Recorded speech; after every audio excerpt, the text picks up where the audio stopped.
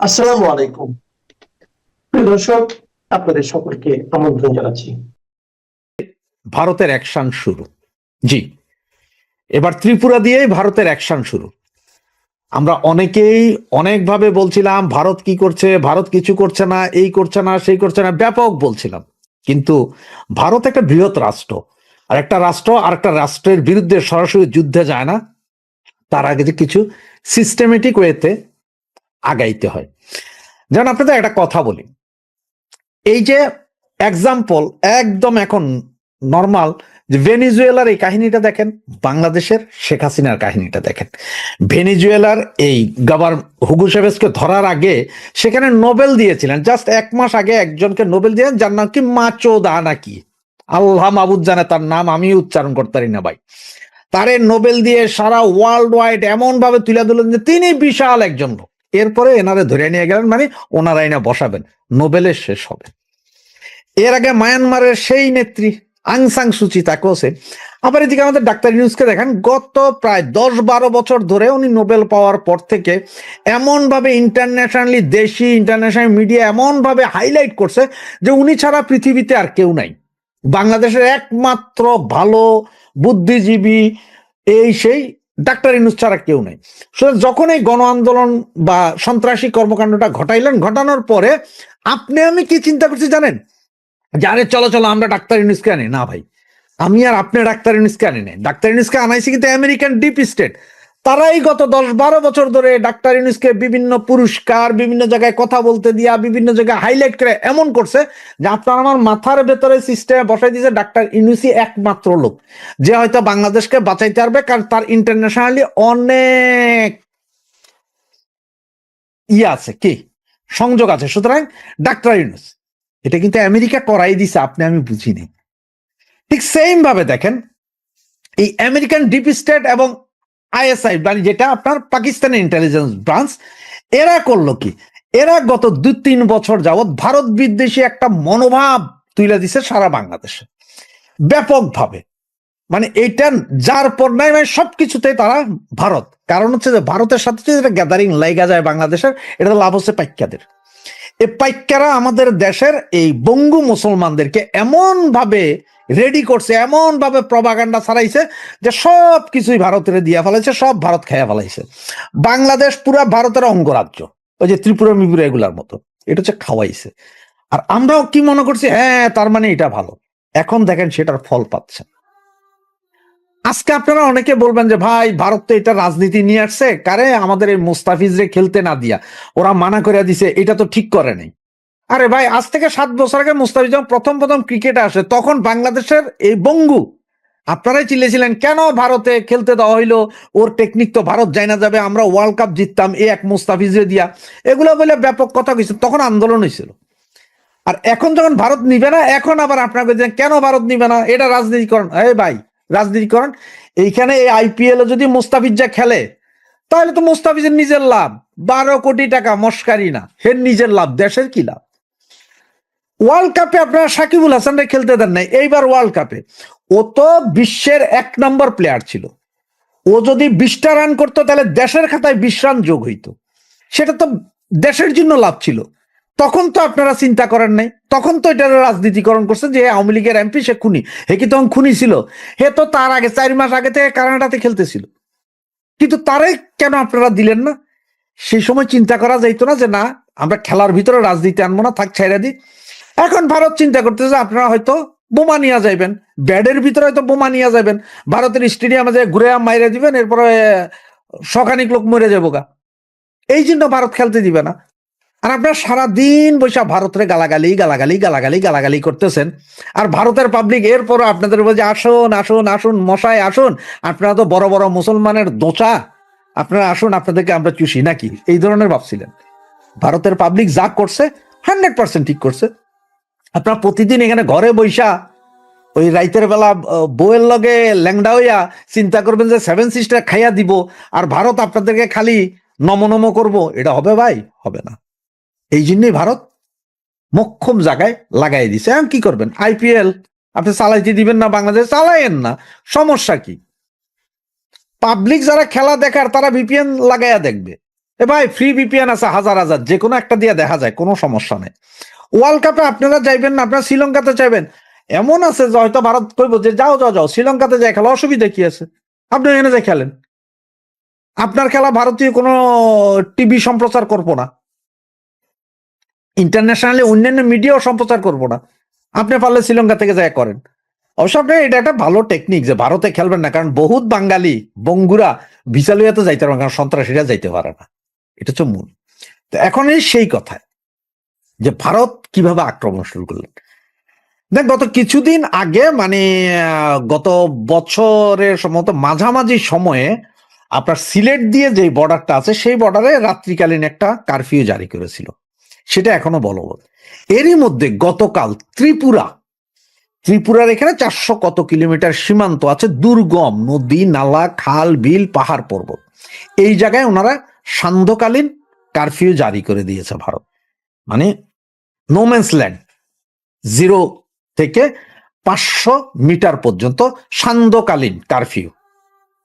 এতে কি হবে, সন্ধ্যা 6টা থেকে কারফিউ লাগবে ভোর 6টা পর্যন্ত। আর এই কারফিউ চলা অবস্থায় ওখানে যারাই পাবে, কারফিউতে কি আছে, দেখা মাত্র গুলির নির্দেশ, ফালাই দিবে, কারফিউ চলে।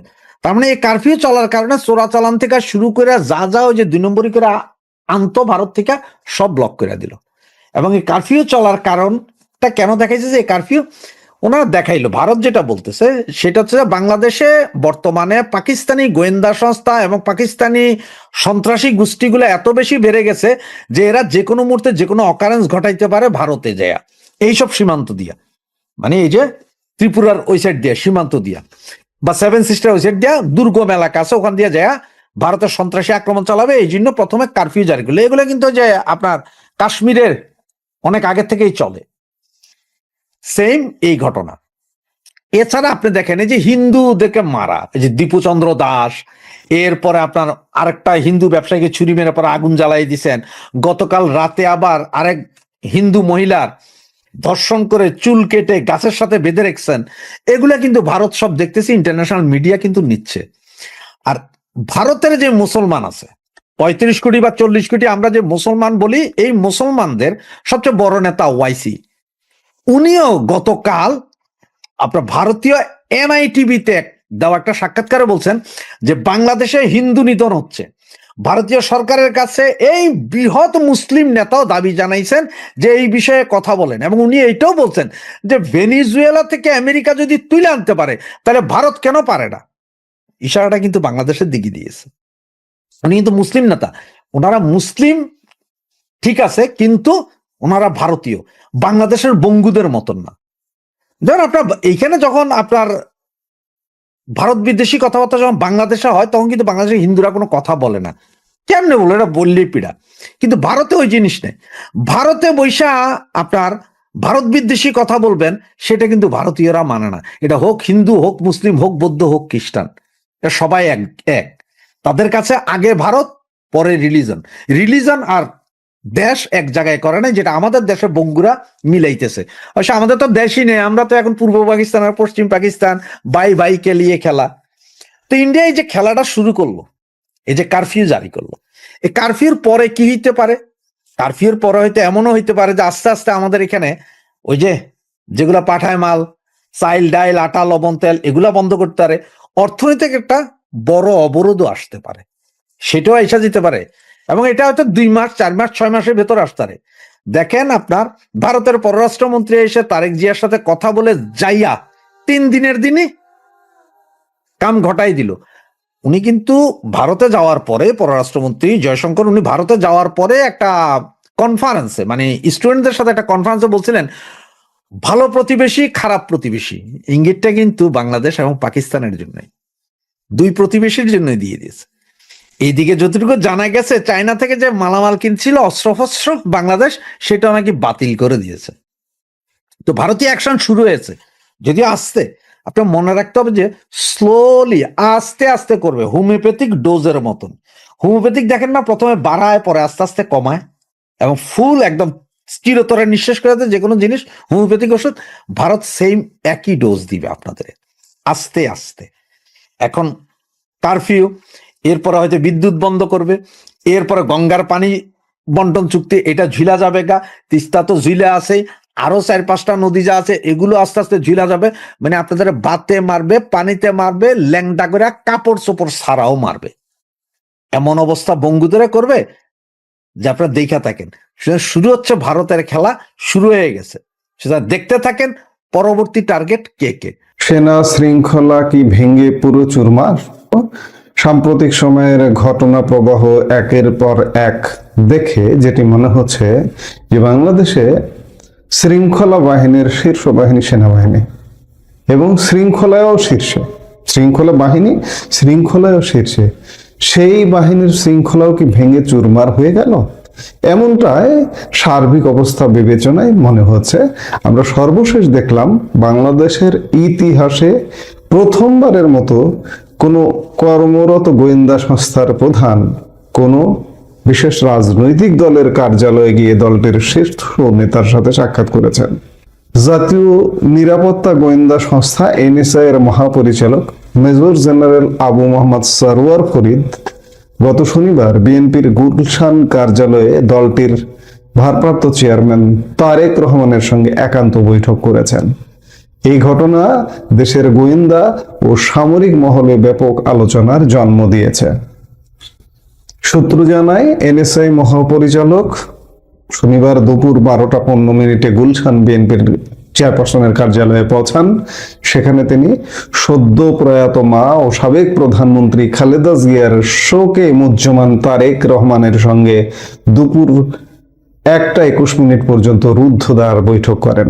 সাধারণত এ ধরনের বৈঠক শীর্ষ নেতাদের বাসভবনে বা গোপনীয় কোনো স্থানে হলেও এবার তা কোনো প্রকার রাগ ঢাক ছাড়াই দলীয় কার্যালয়ে অনুষ্ঠিত হওয়াকে অপ্রত্যাশিত ও প্রথা বহির্ভূত বলে অভিহিত করা হচ্ছে।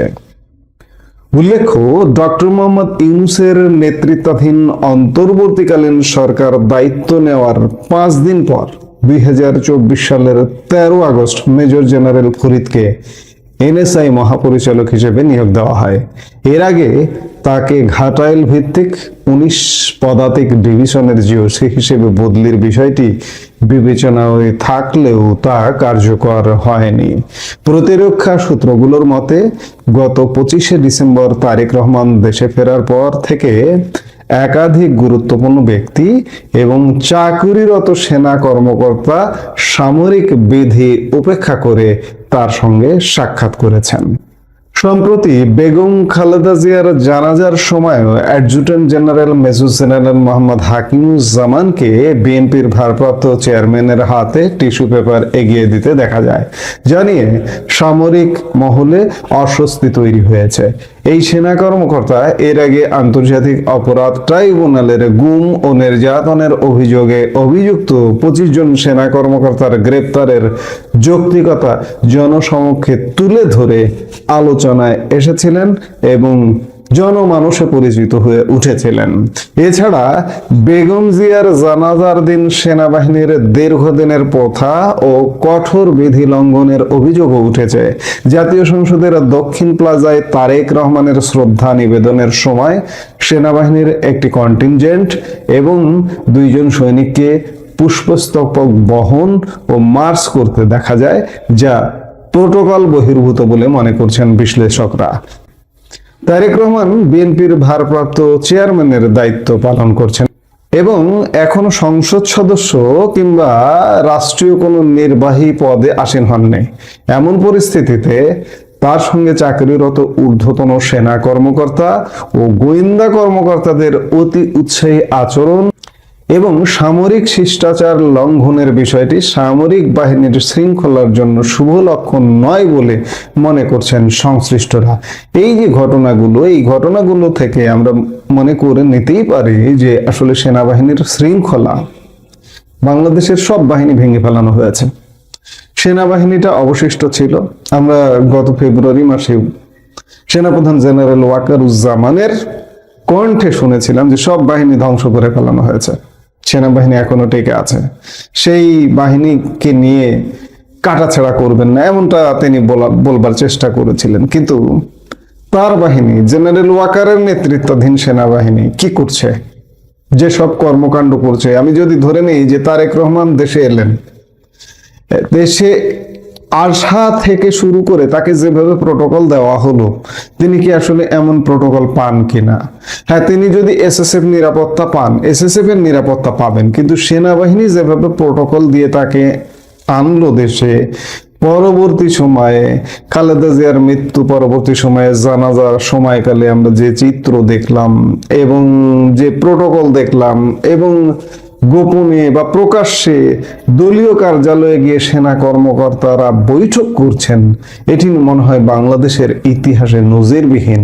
এবং এই উদাহরণগুলো থেকে এটি স্পষ্ট হয় যে বাংলাদেশের সেনাবাহিনী ধ্বংস হয়ে গেছে, শৃঙ্খলা বলতে কিছু নেই। সেনাবাহিনীও রাজনীতি করা শুরু করে দিয়েছে। এই রাজনীতির লংজিভিটি কতটুকু, টেকসই কতটুকু হবে, এটা কি সাস্টেইনেবল হবে? যারা এই অতি উৎসাহী হয়ে কাজ করছেন তারা কি একবারও চিন্তা করেন না যে এই যে সেনা কর্মকর্তারা বিচারের মুখোমুখি হয়েছে এই সময়ে, সেটি বৈধ হোক আর অবৈধ হোক, শীর্ষ জেনারেল জেলে বন্দী হয়ে আছেন, মেজর জেনারেল পর্যন্ত সিভিল জেলে বন্দী হয়ে আছেন। জিয়াউল হাসান, এই মুহূর্তে জিয়াউল হাসানের কথা মনে হচ্ছে, এরকম বিশেষ আদালতে ক্যান্টনমেন্টে বন্দী হয়ে আছেন। আজকে যারা অতি উৎসাহী ভাব দেখাচ্ছেন, কালকে যে তাদের এই পরিণতি হবে না, এই চিন্তাটা কি হয় একবারও? আসলে যখন মানুষ ক্ষমতার বলয়ে থাকে তখন মানুষ অন্য কিছু ভাবতে পারে না। এখন যারা দায়িত্বে আছেন তারা মনে করছেন না, আর কখনো এই ধরনের পরিস্থিতি হবে না, আমরা যে কক্ষপথে আছি এই কক্ষপথ থেকে বিচ্যুত হব না। কিন্তু বাস্তবতা তো ভিন্ন কথা বলে। যুগে যুগে অতি বাড়াবাড়ির ফল ভালো হয় না। সেনাবাহিনীও শৃঙ্খলা যে নেই, ওয়াকার বাহিনীর যে শৃঙ্খলা নেই, এই ঘটনাগুলো তা সুস্পষ্ট করে মানুষকে চোখে আঙ্গুল দিয়ে দেখিয়ে দেয়। আমাদের আসলে আশা ভরসার জায়গা আর নেই।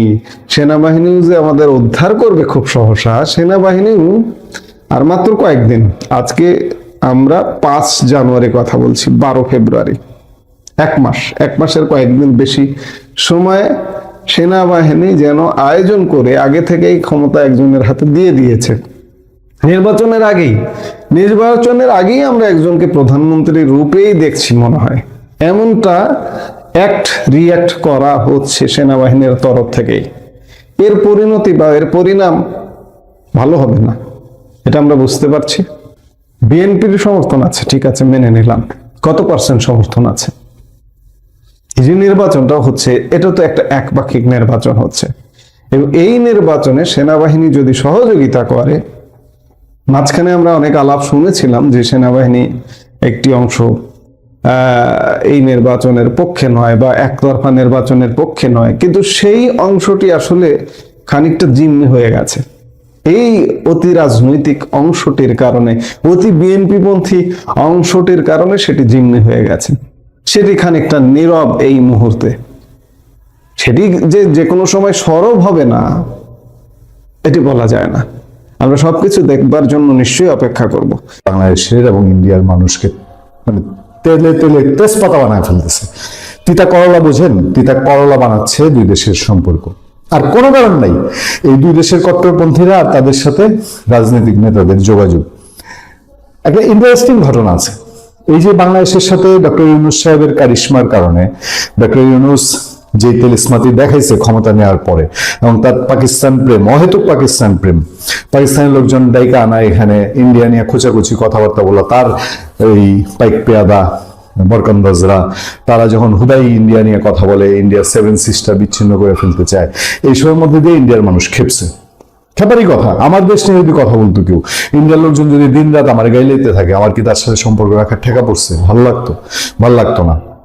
সেই ভালো লাগে নাই ইন্ডিয়ার সাধারণ মানুষের। এটারে পুঁজি করে সেই গোষ্ঠীকে উল্লেখ করে আমি বলছি, আমি কখনোই আমার আলেম ওলামা বা আমার মন্দিরের যিনি পুরোহিত ঠাকুর তাকে আমি কখনোই খাটো করব না, করি নাই, এটা আমার করার কোনো ইচ্ছাও নাই। ফলে একটা সিচুয়েশন যেটা সামনে চলে এসছে, এই সিচুয়েশনে আপনার দুই দেশের সম্পর্ক এরাই যথেষ্ট খারাপ থেকে খারাপ করা, এবং এরাই বাধা হয়ে দাঁড়াচ্ছে। যেটা বলছিলাম বাংলাদেশে যখন ইন্ডিয়ার লোকজন গালিগালাজ করে বাংলাদেশকে নিয়ে, তখন বাংলাদেশের সনাতন ধর্মাবলম্বীরা খুব একটা আওয়াজ করে না, খুব একটা তাদের তাদের এক পা ভারতে থাকে অনেক ক্ষেত্রে, তারা তেমন একটা এটা নিয়ে কথাবার্তা বলতে আগ্রহী না। আর কিছুটাও তারা নির্যাতিত, এটা তো অস্বীকার করার কোনো উপায় নেই। ভালুকার সেই লিটন দাসের যে ঘটনা ঘটেছে, বা সম্প্রতি ব্যবসায়ীকে পুড়িয়ে মারে ফেলালো, এরকম অসংখ্য ঘটনা ঘটেছে। বাংলাদেশে বহু সনাতন ধর্মাবলম্বীদের মূর্তি ভেঙে ফেলা হয়েছে, বহু জায়গায় আক্রান্ত হয়েছে, এগুলো কোনোটাই অস্বীকার করার জন্য নেই। মানে যে বিচার ট্রাম্পের কাছে যায়, যে কথা মোদি বলেন বা যে আওয়াজ ভারতীয় মিডিয়া দেয়, সেটা যে আপনি উড়িয়ে দিবেন সেটা তো সুযোগ নেই। ফলে দুই দেশের সম্পর্ক দিনকে দিন খারাপ হচ্ছে। এখন বাংলাদেশের হিন্দুরা না বললেও ভারতে আবার মুসলমান যারা থাকেন তারা আবার ভারতীয় জাতীয়তাবাদ কেমনভাবে ধারণ করে, বাংলাদেশের সঙ্গে হিন্দুদের লাগলে সেখানে ভারতীয় যারা মুসলিম ধর্মপন্থী এবং মুসলিম নেতা যারা, তারাও কিন্তু কথা বলা থামিয়ে দেন না, তারাও বেশ জোরে সোরে আওয়াজ দিতে থাকেন। তারই একটা উদাহরণ আমার সামনে আছে, সেই উদাহরণটা নিয়ে আজকের এই আলোচনা। বাংলাদেশে হিন্দু সংখ্যালঘুদের উপর সহিংসতা হচ্ছে দাবি করে গভীর উদ্বেগ প্রকাশ করেছেন সর্বভারতীয় মজলিসে ইত্তেহাদুল মুসলিমিন AIMIM প্রধান সালাউদ্দিন ওয়াইসি। বিশেষ করে দীপুচন্দ্র দাস এবং অমৃত মণ্ডল হত্যাকাণ্ডের তীব্র নিন্দা করেছেন হায়দ্রাবাদের এই সাংসদ। এছাড়া তিনি পাকিস্তানের গোয়েন্দা সংস্থা ISI ও চীনের মতন ভারতের শত্রুরা বাংলাদেশে সক্রিয় বলে মন্তব্য করেন তিনি। খুব গুরুতর অভিযোগ কিন্তু, যে বাংলাদেশের ভেতরে পাকিস্তানের ISI এবং চীনের মতো ভারতের শত্রুরা বাংলাদেশে সক্রিয় রয়েছে। সম্প্রতি ভারতীয় গণমাধ্যম ANI কে দেয়া এক সাক্ষাৎকারে তিনি কথা বলেন। এছাড়া বাংলাদেশের সংখ্যালঘুদের নিরাপত্তার উপর জোর দিয়ে আঞ্চলিক স্থিতিশীলতা বজায় রাখার জন্য ভারত সরকারকে সতর্ক থাকার আহ্বান জানান দেশটির মুসলিম নেতা। ওয়াসিস বলেন, বাংলাদেশ আমাদের দল দীপুচন্দ্র দাস এবং অমৃত মণ্ডলের হত্যা ঘটনায় তীব্র নিন্দা জানায়। পাশাপাশি প্রতিবেশী দেশের সঙ্গে সম্পর্ক জোরদার করার জন্য ভারত সরকার যে পদক্ষেপ গ্রহণ করেছে আমরা তাকে সমর্থন করি। তিনি আরো উল্লেখ করেন, বাংলাদেশ ধর্ম নিরপেক্ষ বাঙালি জাতীয়তাবাদের আদর্শের উপর প্রতিষ্ঠিত দেশ, সেখানে প্রায় 2 কোটি অমুসলিম সংখ্যালঘু বসবাস করে।